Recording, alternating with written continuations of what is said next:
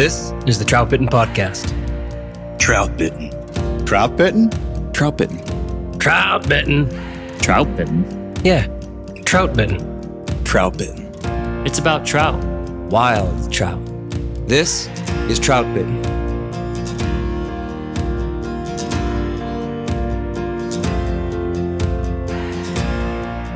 This is the Troutbitten podcast, and thanks for tuning in. My name is Dominic Swintoski. I'm the owner of Troutbitten and the author of Troutbitten.com.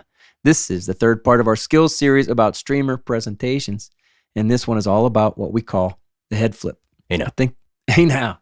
I think this one's my favorite. Austin Dando is here with me to walk through all the important stuff, and he's my favorite, which is why he's the co-host. He made me say that. And I felt like you meant that. well, it's because the way I looked in your eyes when I said it, huh? Right? Austin got a brand new haircut. He's looking sharp. And Okay. I'll take a so- nice thing once in a while. you like that? Yeah. Well, go on. Well, the head flip. I said I think it's my favorite thing to do. It is my favorite trigger. You want to call it trigger, like what makes the fish eat. If I have one thing to do, or really if I miss a fish, or if the fish misses the fly, and I see it happen, I'll throw it right back in there and I try a head flip. And lots of times it has worked. And then yes, as I'm fishing, I'm throwing in a lot of head flips. I love it. I don't know that we see it talked about in other places. Mhm. And I think it's pretty unique. It's a lot of fun. You do the head flip a lot. I've watched you fish. Yeah. Yeah, I think it's probably maybe the most recent solidified tactic in my streamer game. That's like Interesting. always part of my cycle. Within the last 2 years, maybe it's Mhm. really taken hold in what I like to do out there. I think actually, when I was thinking about this earlier, the first times I recognized its success, because I don't know if I heard it from Deli or something first about the idea of the head flip, but I tried to force it for a little while for like first 4 or 5 trips I was out there streamer fishing, and I just couldn't get it going, and I was kind of confused on maybe if I was doing it wrong or what. And what actually turned me on was starting to do it at nighttime and getting triggers there, and then sort of building faith in the idea of it, and then taking it back to the daytime. And once I got a few consistent eats and kind of got my bearings on how I wanted to do it and how the fly should be positioned and all that, which we'll talk about, then it really took hold for me. That's a good story, because it's good to hear you've had that experience. I think we all have. I certainly have. I've heard like, oh, you should really try this. I try it. It doesn't work. Yeah. It could be a fly, but a lot of times a way to drift a fly. Or it could be somebody's leader build. I'm like, I'm not getting it. It doesn't work for me. Yep. And then if you give it time, a lot of times we'll have that moment or that day like you're talking about. You're like, ooh, that does it. Or that night. Yeah, I gotcha. So the head flip is a pivot. It's really a pivot. Think of it that way. It's the fly pivots from head position this way to head position that way. It's a simple change of the head angle from down and across to up and across, or from upstream to downstream. That one's kind of hard. That pivot doesn't necessarily move the fly out of its area. You talked about this in episode 1, Austin. You said a lot of times you didn't quite understand what your fly was doing on the head flip. Yeah. It was coming up, maybe Right, too coming much. up too much. Yeah, exactly. And so, in general, this pivot, this head flip doesn't necessarily move the fly all that much. Not moving it up, not moving it sideways, not moving it downstream more than the current wants to bring it that way. It just holds in place and pivots for the most part. But that motion of that pivot, I think to a trout must seem pretty dramatic, right? And we talked in episode 1 what fish are looking for, what fish are looking for in a bait fish, and they definitely recognize that head position. So when you change the head position, the whole fly moves from one way to another way. And it's an animation without a ton of movement. It's not crossing seams, not much. It's cool. So let me tell a quick story that kind of sets this up. I first wrote about the head flip in 2018. You can find that on the website. Again, I'll leave a link in the show notes. And then we did a video on the head flip in 2023. Josh and I did. You can find that on Troutbitten YouTube. So this quick excerpt is from the 2018 article. Here we go. I learned to trout fish by drifting live minnows on a spinning rod. My uncle taught me. We used a 2-inch long needle to thread a small loop of 6-pound monofilament into the mouth and out the vent of a fathead minnow. The needle was removed before a double hook went through the loop and into the minnow. The wounded creature lived for some time, depending on how skilled we were with the needle and how good we were at drifting that minnow. We cast up and across, and I gave the fathead minnow some slack. It always struggled toward the bottom. It wanted to get down. I watched the minnow's performance in shallow water enough to understand a few things. The minnow always tried to face upstream, and when the split shot on the line above was carried downstream, the minnow was then forced to follow, as it was now dragged downstream head first, until more slack was given in the system, and whereupon inevitably the fathead would again attempt to right itself by turning to face the current again. Now that's a head flip. We didn't call it that back then. And each one of those turns, every time the minnow changed direction, was a trigger for hungry trout. Well, on a good day. Years later, when I picked up the fly rod, I fished streamers relentlessly, and I caught trout. But it was decades before I fully realized the possibilities, before I understood that I had complete control over the orientation of the streamer, and that I could induce the eye-catching head flip almost any point throughout the drift, or a lot of points throughout the drift. So that's the story. And I'll add one more thing to this. My uncle taught me to position myself and cast in a way so the head flip would kind of happen right where we thought the fish was going to be. A lot of times it was right beside a rock or in what we call a pothole. Grobe calls them potholes in a river. It's those depressions, right? Like whatever. But the goal was to use that pivot motion, that head flip, as the attractor. And that's what my uncle would tell me to do. Like, hey, where you think the fish is? Right by that rock? All right. You know when that, basically it's a change in tension on the line with the spinning rod. Where's that going to happen? Put yourself in position so that change, that the minnow would flip right in that spot. And so we recognized that effectiveness back then with bait. So I think this is a good example really for why it's a great idea to fish other styles. We talked about this before, Austin, like to fish bait. And you and I are lucky. I think we're lucky that we had that history of fishing bait, fishing rapalas, fishing inline spinners, fishing so many different ways, fishing bobbers and worms. And you have some saltwater experience. I have a little bit of saltwater experience. All these different styles will teach you different things. And I learned a lot from the story I just told, like from fishing minnows and seeing how that minnow would flip. That is really cool. And you'd force it to go downstream and it would always flip back upstream. You know, real life. Yeah. Yeah. In real life. It's one thing to have the idea in your head of how it's supposed to work, but another thing to observe it consistently to know that's the behavior trait. Yeah, yeah. All right, before we go on, here's something I wanted to bring up because I've had a couple questions come in along these lines. The question, a couple people have asked, how many bait fish does a trout see in one day? Or they'll ask, how many minnows and things and sculpins and things are trout really eating? And I remember we covered this. Again, we've had a couple podcasts on streamer fishing. Yep. And I'm sure I've written this too. Like how many bait fish do you really think a trout sees in one day? What do you think? Average, whatever. Yeah, everything depends, right? I mean, I think they could see a lot. Yeah.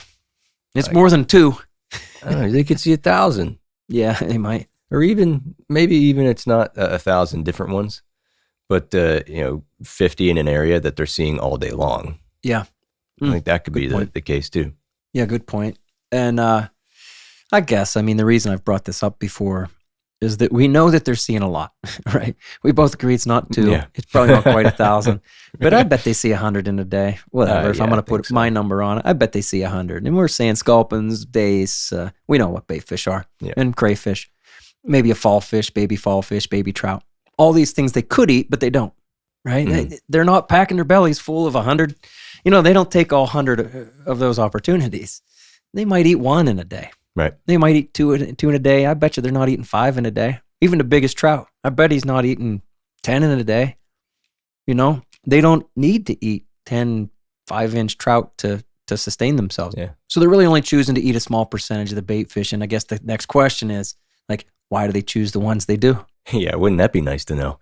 Yeah. Remember, we subscribed. Did you subscribe now to the newsletter that they put out? They had the meeting. And I think about this too, maybe another angle of the same question. sometimes when I'm fishing streamers and I have that thought in my head of, how many they're seeing a day and how many are out there, I'll ask myself the question of, like, are trout actually seeing my fly? Or if I know there's a trout laying in an area and my streamer passes by, is it something they're always aware of, or could they easily not even know what's going on? And I think from fishing in low and clear conditions consistently enough, I've gotten a lot of good opportunities to sometimes luck into a good streamer bite. And Sure. I'm more and more convinced as time passes that trout essentially see basically everything. If it's in their region, they're aware it's there. Yeah. And they're making a conscious decision whether to go for it or not. Yeah. So when I fish, it gives me at least confidence in knowing that, okay, if I cast this fly by this rock, which there's likely a trout near, and it doesn't come out and eat it, it's probably not because it didn't see it, but for some reason it chose not to based on my offering. Mm-hmm. I think it has a lot to do with their focus. What are they focused on? Yeah. Like they will completely ignore all other things during a spinner fall. Yeah. Almost predictably. They're going to eat that one thing. And I think that's really cool. That's one of the times where I'm like, wow, they are eating one thing. They are dialed in. Even the biggest trout are eating those spinners for those 30 minutes or 45 minutes if you're lucky. Yeah. Right? Now, I think one of the only thing is going to get them to not see your streamer, as you're saying, is maybe if they're really focused on just one thing or one lane eaten in one way. But a streamer's a big food for them too, so they're gonna see it. I think either way they're aware that thing's in their area. Yep. And I'm talking about an area that could be 3 or 5 feet wide. Right. Fair point. Not much bigger. Maybe not all the way across the river. Yeah. Expect Exactly. them to see it. And for why they go for it, I mean, I don't know that we can answer that question. Sometimes it's aggression. Sometimes they're chasing and going, get the hell out of here. This is my spot. We get that. So they're territorial. People talk, Gallup talks, we'll bring up Gallup again. He talks about, piss them off. You're trying to, with your fly, piss them off and get them to go, hey, this is my area and I'm eating you. I think when you do that, when I do that, I get a lot of drive-bys and maybe that's okay, and then you get the one fish who's angry enough. He goes, I'm just eating it. Right. You're done. Anyway, we've talked a lot too, and I've written a lot about making a streamer an easily available meal. With a maybe less bold fly, with a less bold presentation. You don't ask them to do too much. What are we asking of the trout? We've had a full podcast on that. What are we asking the trout to do, regardless of if you're fishing dry flies and nymphs? Yeah, that's always a question in the back of my mind. Yeah. There's a balance, I think, between the whole thing. Why are they eating it?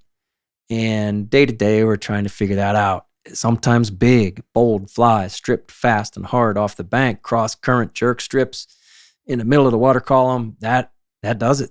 Yeah. Those are the best days for me. Yeah. I love it. Right. And that's not an easy meal, but they're chasing it down hard. And then other times it is slow, what I call crossover technique stuff. It's almost a nymphing approach, and then you just animate out of that nymphing dead drift with small, subtle motions. I'm not using as big of a fly or as bold of a fly either. And the whole presentation is easier for the fish to eat. Anyway, they're going to eat for a lot of different reasons. I don't think that we can necessarily answer that. But you're trying to figure it out day to day, and that's what's fun. For me, excellent polarized lenses are a critical piece of gear every day that I'm on the water. Tajima Direct has changed what I see in the river. Tajima Direct offers top-tier lens replacement services with the best polarized lens technology on the market. They offer both prescription and non-prescription lenses, so you can upgrade the lenses in your favorite frames with purpose-built lens tints that are specifically developed for fly fishing. Check out my 100-day gear review article on the Troutbitten website. Tajima's patented technology cuts glare and enhances clarity like no other lens that I've worn. I especially love their low-light specific yellow-green 40 polarized lens, which is perfect for early mornings, late evenings, and the cloudy days that we all enjoy so much. Tajima Direct offers excellent service and the best lenses on the market, along with much better pricing than your local eye doctor can offer. Clear vision and more detail with less strain so you can see more fish. That's what Tajima Direct delivers. Visit tajima-direct.com. That's TAJIMA-direct.com. Upgrade your lenses and see what you've been missing. For over a decade, Smith Creek has designed and built outstanding gear for the serious angler. Smith Creek's net holster is the perfect solution to hold your favorite net. I've been using mine every day on the water for over 9 years. Its ergonomic design helps you draw your net quickly when you need it, while keeping your net firmly in place and out of the way when you don't. Made from rugged materials and hand-assembled, Smith Creek's net holster is built to last. All Smith Creek gear is backed by their outstanding customer service no matter where or when you bought it. To stay up to date on their latest specials, follow Smith Creek on Instagram at SmithCreekNZ. Quality you can depend on from a brand you can trust. Smith Creek. All right. Well, here we go. Let's talk about the head flip. Yeah. So we talked about the jerk strip last week, and that's a technique that allows us to move the fly in a lot of different ways. We talked about gliding and jigging and things like that you can incorporate into that retrieve. But the head flip is really our first really very specific movement in the streamer presentation series. I think we could agree on that. That's true. The head flip helps seal the deal on tough trout that often won't commit, at least in my experience. And it's a really good look for almost any streamer.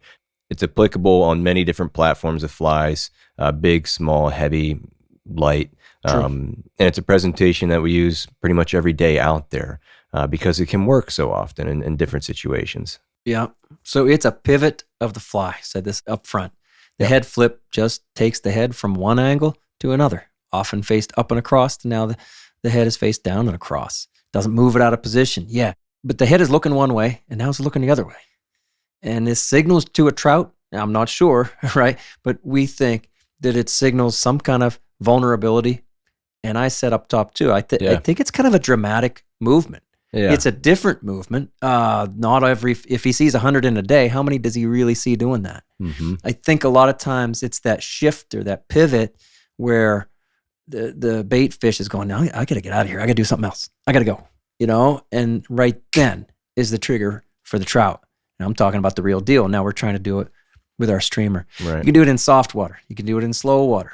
And if you do it in that water, the fly really shouldn't move out of position hardly at all. And as we were saying before, it's animation to a fly without moving it through the water very much. And that's what I think makes it pretty unique. Every other animation that I can think about, I mean it, everything else I do takes the fly somewhere else. But that's a good point.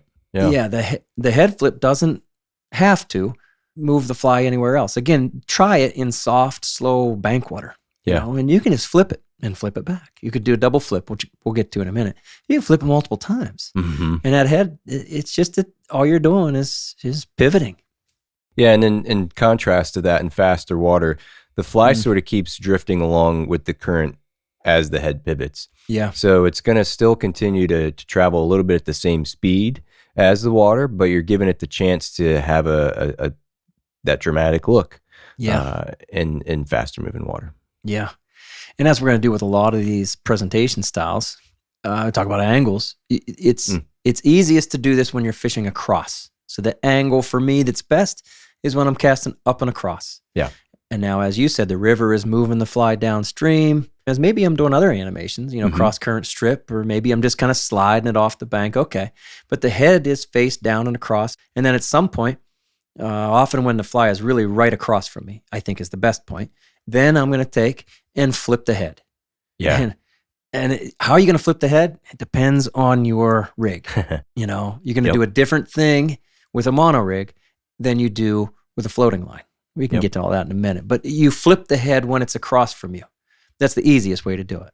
And so those angles, I think, are the easiest. Up and across to down and across. Yeah. So the fly can pivot easiest when it's right across from you. Yeah, it's really tough to do when fishing directly upstream or downstream because you simply don't have the space or the angle to make that head flip in the way that you want. Because if something's coming directly at you, it's almost going to be, right at your feet by the time you have the chance to flip the fly effectively. Yeah. So like you kind of said that up and across, bringing it back, the casting up and across, drifting it down. And when it's sort of right in front of you, out at a distance, still, because you casted it across, you have the opportunity to make that first head flip. Yeah. You can do a little bit before, but I find it challenging when it's too far upstream. There's not really much not much there to play with. Right. It is more than challenging. It's almost impossible if you're fishing straight upstream or straight downstream. You can change the head angle. I put it that way. I don't know if you can call it a full head flip, but you can change the head angle. It could be if you cast upstream and, now you're retrieving back to you, stripping or jerking, whichever, and the head is now faced directly downstream, you can change your rod angle, or you could mend if you're using a floating line or sinking kind of. You can do something to make that head angle change a bit, but you can hardly flip it completely. Yep. Anyway, that's what it is. I think the reason it works, like we're saying with other presentations, it gives that moment of vulnerability, that opportunity for the fish to eat it. Really gives them a chance to eat the fly. Yeah, and I think from the trout standpoint of view, they're looking at this head flip as maybe a bait fish that's unsure of what their next move is going to be. Yeah. And maybe that could read into it too much. But if a fish is turning upstream, then turning back, and then it's looking back again, you talk about a double head flip, like that doesn't signal much confidence in what that bait fish is going to do. And that's a great opportunity for that trout to move in and take advantage. Yeah. Well, you brought up the double flip.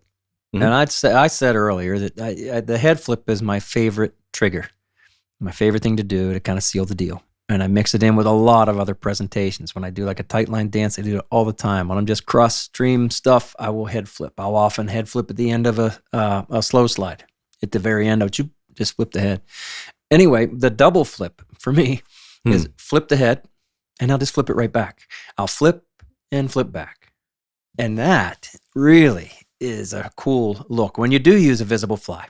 And you do have it, within sight, so it's not all the way at the bottom of some dark water. When you can see your fly, man, it does look good. Let's say it's coming down and across. Let's say you do our standard. Again, you're casting up and across, and you're doing things with the fly, maybe jerk stripping. And when it gets across from you, then you flip it. Flip that head. And then as soon as it flips, start the process of flipping it back. And that could just go flip and flip, or it could be flip and pauses, and then it flips again. That wouldn't wait too long. The double flip is flip it. And so now it's faced up and across, and then flip it again and down and across. And I think I said this in episode 1, where I've had days where that just is the thing. Over and over, I'm getting hits on that. Totally. And I think right there, and you talked a little bit about this, Austin, I think that really does show, it does call to those trout like, hey, ooh, wow, I think it looks like a trout, or I think it looks like a bait fish that's coming off the bank, trying to get away. And then it goes, okay, I'm going to write myself in a column here. I'm going to get down on the bottom and get back into safety. And then it goes, oh, I can't make it. It's like it runs out of energy. And it goes, oh, I got to go again. Right. I got to get further. Yep. And that whole stalling and pivoting, man, they eat it.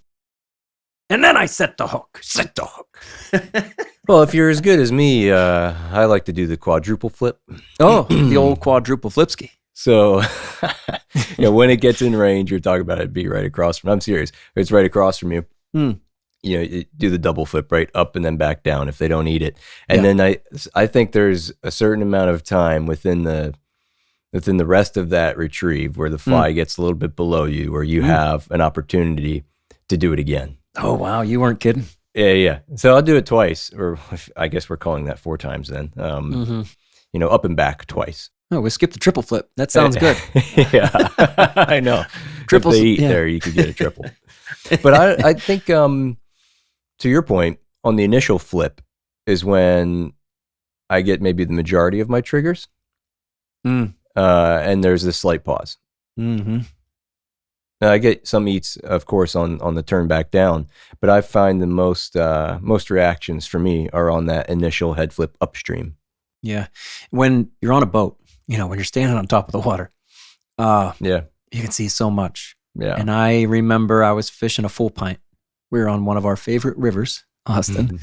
And I think I was with Deli, or maybe I was with Trevor. And I had used the head flip before, but when I could really see it, and whatever, I think we had about 2 hours that day where the fish were on pretty good. Yeah. And so whatever, I got to see 6, 8, maybe 10 fish come and eat it. And just see, they absolutely responded to it. And I could see it happen. I could really see what the fly was doing too. And I'm talking about that double flip. Right after that second flip, the fly kind of, if it has any weight in it, the fly kind of dives. Yep. Dies. I was starting to say dives, but really it dies. I think that's what it looks like. Maybe that's it too. Regains its position and sort of just falls out. Yeah, and falls is maybe the point. It's like we keep saying vulnerability and everything, but I feel like sometimes that head flip does look like a dying trout, or not trout, but a dying bait fish. Yeah. And there's your really vulnerable opportunity. So how do we do it, right? For this one, we have to address the different line types. Mm-hmm. It's not fair to just say, well, just make it happen.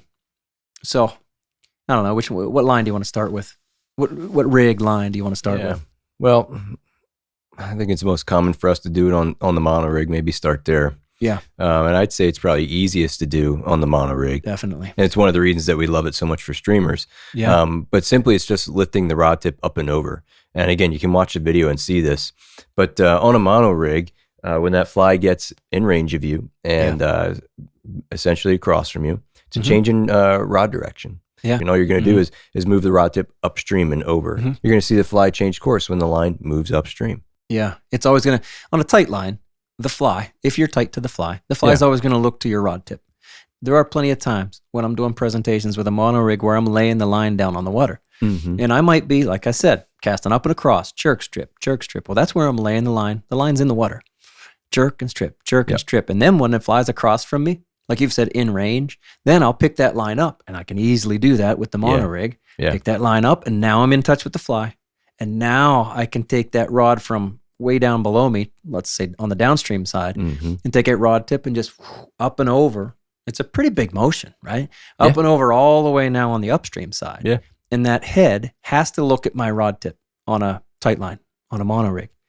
It's looking at my rod tip because I'm tight with it. So it goes from looking downstream to now looking upstream. It's a really nice head flip, and it is the easiest way to do it. And it's the most effective. You have such control over that head flip the whole way through. Doing the double flip, you can let it die at the end and let it fall. I find it helpful for me when I'm doing that rod tip motion in order to maintain, like we were talking about earlier, where the fly is in the column and not dragging it up, is finishing with your rod tip closer to the water to minimize. Sure. Like you don't want to, when we say lift, it's not lifting the fly and the line and causing the fly to drag towards the surface. It's simply leaving the fly where it is, removing the slack that may or may not be on the water, and then moving the rod tip upstream. Yeah. So you're not trying to change the position within the column necessarily. Yeah. And depending on the angle of your line or your rod when you do that, you can minimize those effects. That's a really good point. We're trying to not move the fly out of its lane.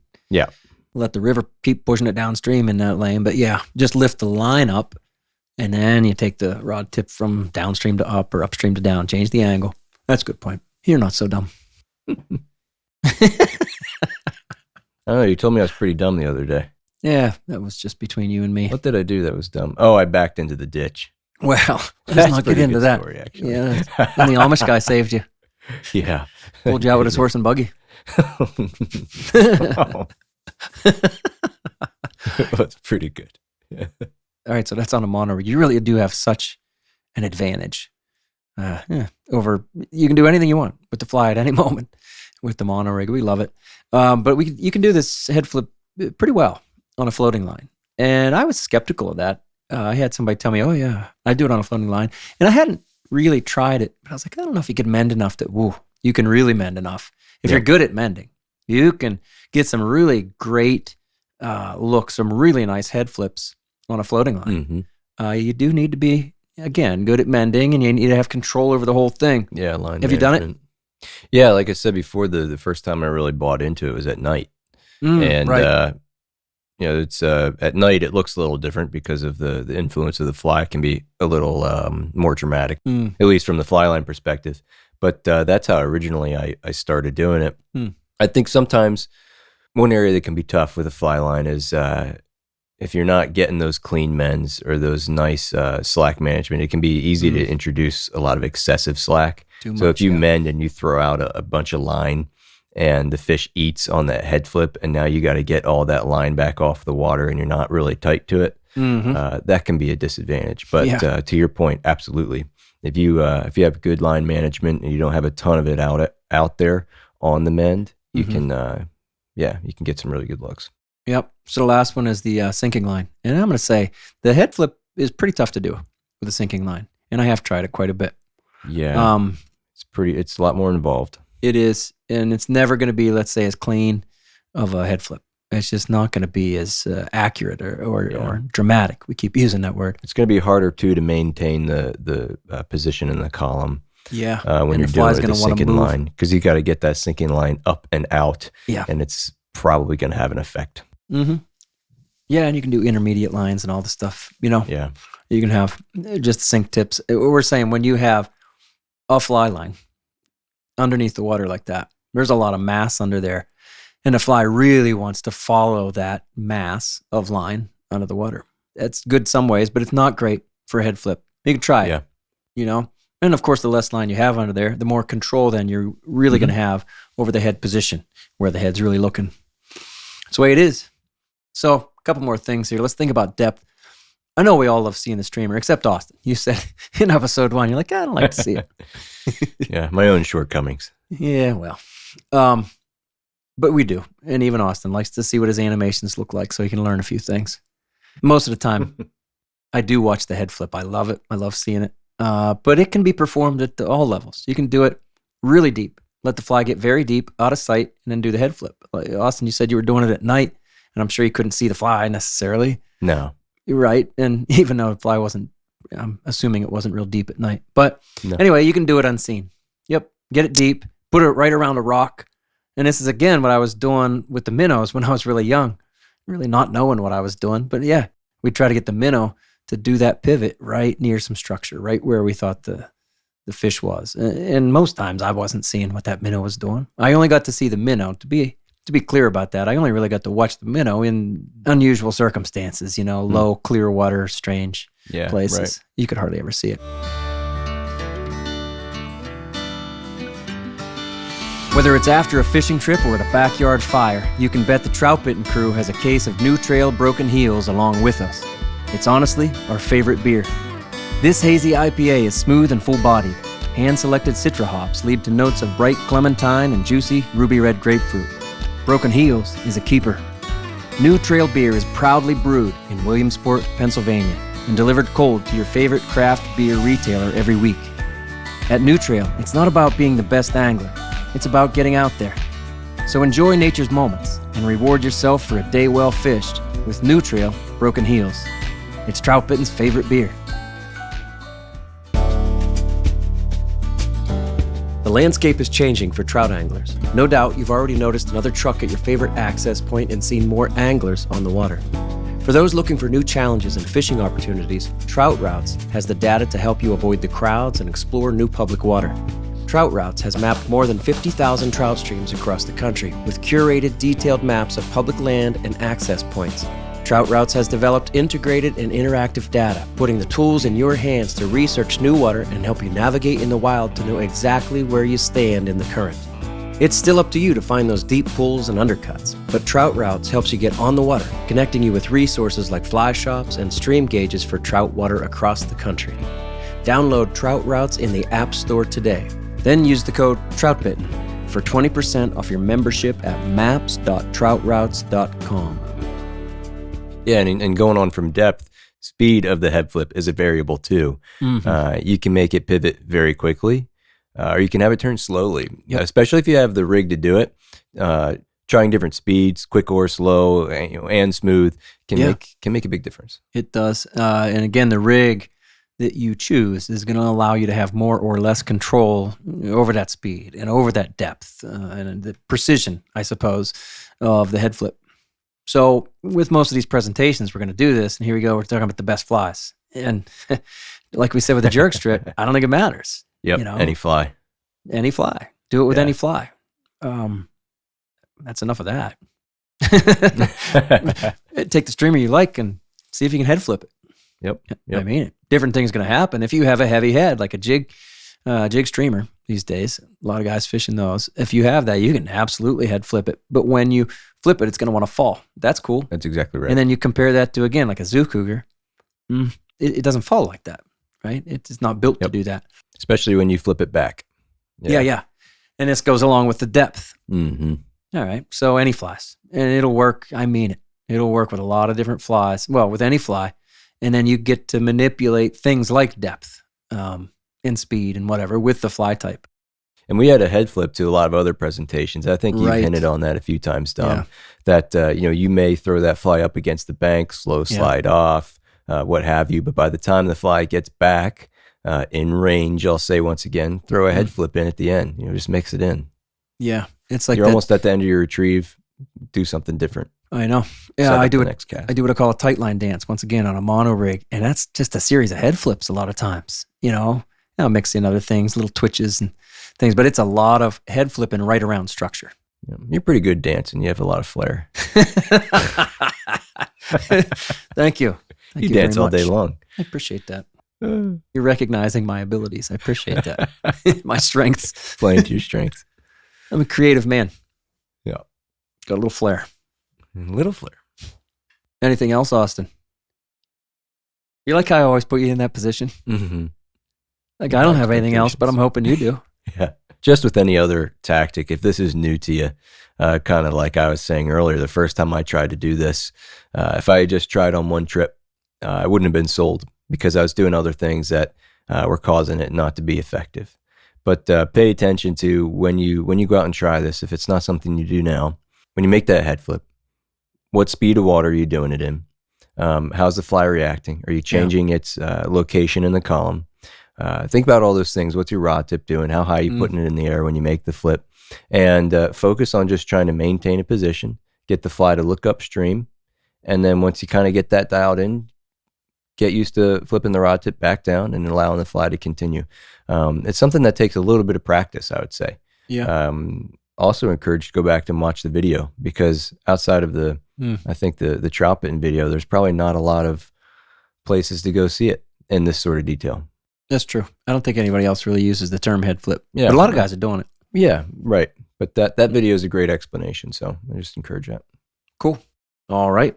There it is. The head flip. So there's a lot more to come in this 10-part Troutbitten skills series covering streamer presentations. Some of our favorite ways to sell the fly are coming up. Next week is about swinging and drifting. Then we have glides and slides. Then we'll talk about advanced jigging, the tight line dance, speed leads, and lane changes. Then the crossover technique. And in our last episode, we'll talk through some scenarios that help put everything together. Remember to find the companion resources at Troutbitten that support this whole series. And the next time you're on the water, tie on a streamer and try something different. Bring new animations to the fly and make the trout an offer they can't refuse. All right, Austin Dandel, will you read us out? How come I have to do it all the time? You want me to do it?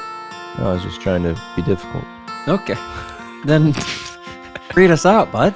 Jeez. All right. Don't tell me Be what out of to here do. by now. Hey, we could be out of here by now. Speed it up. Do what I want. No, you won't. Remember, the Troutbitten Project is a free resource for all anglers. The Troutbitten website hosts over 1,500 articles, videos, and podcasts with endless stories, commentaries, tactics, tips, and more. Find what you like through the top menu and through the search page. Navigate by way of the categories and the tags too. Be sure to find the Troutbitten YouTube channel, now featuring the Troutbitten Tip Series, the Troutbitten Flybox, and Fly Fishing the Mono Rig, all in collaboration with Wilds Media.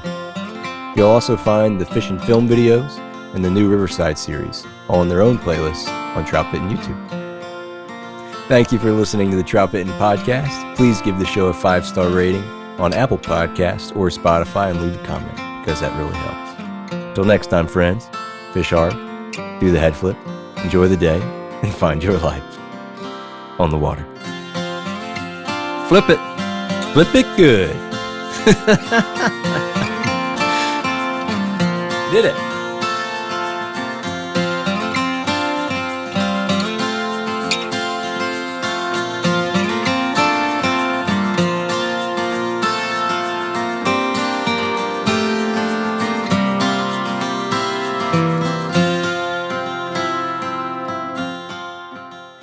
When a problem comes along, you must flip it.